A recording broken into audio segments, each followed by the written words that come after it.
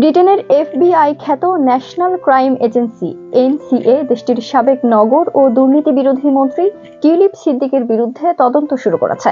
তদন্তের অংশ হিসেবে এনসিএর গোয়েন্দারা বাংলাদেশি দুর্নীতি দমন কমিশন দুদকের সঙ্গে গোপন বৈঠকও করেছেন। গত মাসে হওয়া ওই বৈঠকে ব্রিটিশ দলকে বাংলাদেশের কর্মকর্তারা জানান তারা টিউলিপের বিরুদ্ধে দুর্নীতির নতুন তথ্য জোগাড় করতে সমর্থ হন।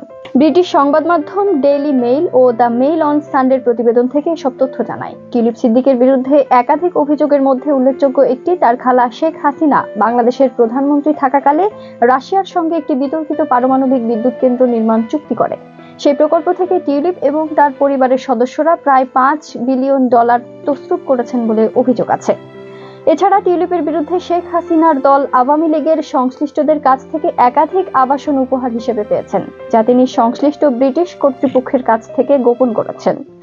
টিউলিপের বিরুদ্ধে তথ্য প্রকাশের ফলে ব্রিটিশ কর্তৃপক্ষ তার ব্যাংক হিসাব, ইমেইল রেকর্ড পরীক্ষা এবং এমনকি তাকে জিজ্ঞাসাবাদের জন্য তলব করতে পারে। প্রতিবেদনে বলা হয়েছে, বিদ্যুৎ কেন্দ্রটি রাশিয়ার রাষ্ট্রায়ত্ত প্রতিষ্ঠান রোসাটম নির্মাণ করে এবং এর 90% অর্থায়ন করেছে রাশিয়া। 2013 সালে এই প্রকল্পের চুক্তি স্বাক্ষরের সময় টিউলিপ সিদ্দিককে ভ্লাদিমির পুতিনের পাশে দাঁড়িয়ে থাকতে দেখা যায়। বলা হচ্ছে, টিউলিপ এতে মধ্যস্থতা করে অর্থ আত্মসাৎ করেছেন।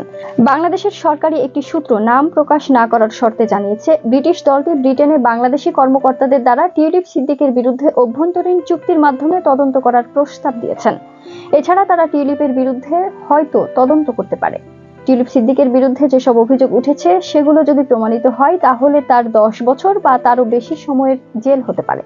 বাংলাদেশি এক কর্মকর্তার নাম প্রকাশ না করার শর্তে জানিয়েছেন, যুক্তরাজ্যের এনসিএর কর্মকর্তারাই এই গোপন বৈঠকটি আয়োজনের প্রস্তাব দেয়।